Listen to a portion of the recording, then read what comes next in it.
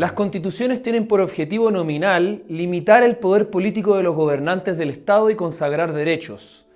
Sin embargo, la sociedad, al estar dividida en clases sociales, este aparente pacto en realidad es una imposición de un sector de la sociedad sobre otro. Desde el marxismo se entiende que el Estado es un aparato de dominación de una clase sobre otra, y la historia de Chile lo demuestra. Chile ha tenido 3 constituciones estables. Todas surgieron en periodos de transición entre un régimen político y otro, impuestas a sangre y fuego por las élites gobernantes y las clases dominantes que ellas representan. La Constitución de 1833, de carácter conservadora, centralista, librecambista y censitaria, surgió después de la derrota del bando liberal en la Guerra Civil de 1829, una guerra cuyos bandos eran igualmente burgueses. Este bando representaba al ejército patriota y a los pueblos de regiones. Su proyecto era federal. En 1827 logró reunir a delegados de provincias y redactaron una constitución. La oligarquía de Santiago y Valparaíso quería un proyecto de país unitario y centralizado, basado en el intercambio mercantil. Al no contar con un ejército, contrató a un mercenario que derrotó al ejército liberal de Ramón Freire. Los liberales derrotados fueron fusilados. Diego Portales, el ideólogo de la Constitución, gobernó con brutal mano dura, ejerciendo crueles castigos a la población y abriendo camino a la guerra con Perú y Bolivia, tras un discurso nacionalista y guerrerista, introduciendo la influencia de Inglaterra en la minería. La Constitución fue escrita por una minoría conservadora sobre la sangre de muchos chilenos, excluyendo por casi un siglo a la población de la participación política. En 1925 el país había cambiado tanto que la clase dominante tuvo nuevamente que transformar su esquema político de dominación. La burguesía chilena, temerosa de la revolución bolchevique, decide apostar por un cambio constitucional. Esta constitución mantuvo los mismos derechos de propiedad, forma de Estado, presidencialismo y la división de poderes. Sin embargo, incluyó la obligación del Estado de la protección social del trabajo, la industria y las obras de previsión social. Alessandri buscaba pasivizar al movimiento obrero surgido de huelgas y protestas durante finales de los siglos XIX e inicios del siglo XX.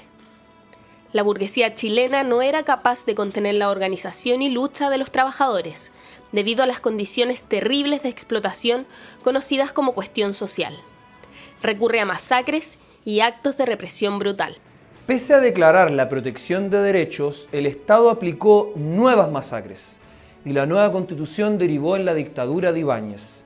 Esta Constitución permitió la creación del Código Laboral que buscaba institucionalizar a los sindicatos, impidiendo su independencia y autoorganización. La Constitución del 25 fue escrita principalmente por Alessandri y buscaba pasivizar al movimiento obrero, insistiendo que la única forma de resolver sus demandas era la vía del Estado. A su vez, esta protección no estaba dada para los campesinos, quienes eran todavía la mayoría de la población. La concentración de las tierras y el atraso tecnológico siguió favoreciendo a la clase terrateniente. Después, este problema estalló en tomas de terreno durante el periodo de la reforma agraria.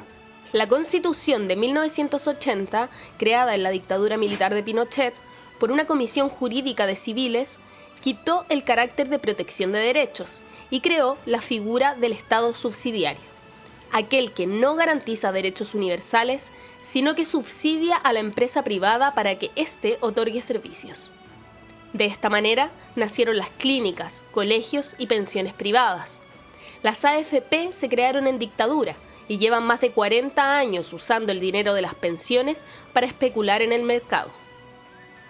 Esta Constitución profundizó el saqueo de los recursos naturales y abarató el valor del salario. Pinochet, dando un gesto de falsa democracia, convocó a un plebiscito también en el 80 sin prensa libre, sin libre opinión ni observadores objetivos, con detenidos desaparecidos, fusilados y exiliados. Pinochet buscaba consagrar legalmente las condiciones creadas tras el golpe militar.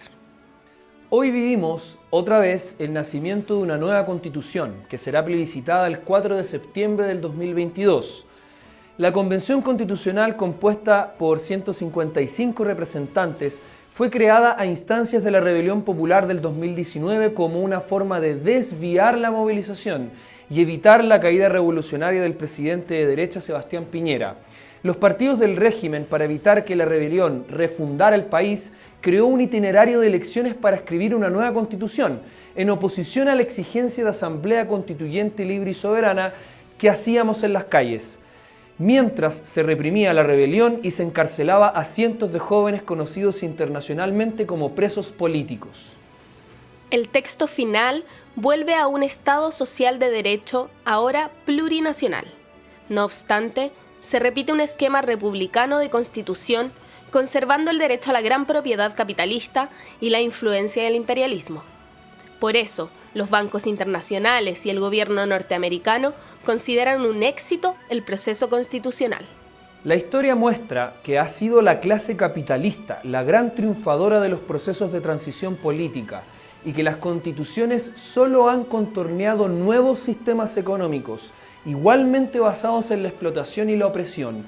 Si bien hay quienes que se contentan con tener una constitución por primera vez en la historia de Chile plebiscitada y no impuesta por una dictadura o por una guerra, lo cierto es que la estructura social de dominación de clases quedará intacta y por tanto el carácter del Estado seguirá siendo capitalista. La historia muestra que la movilización y la organización de las y los trabajadores y el pueblo es la única vía para arrebatar a los poderosos y millonarios cada derecho que nos niegan, abriendo la posibilidad del camino a otra sociedad.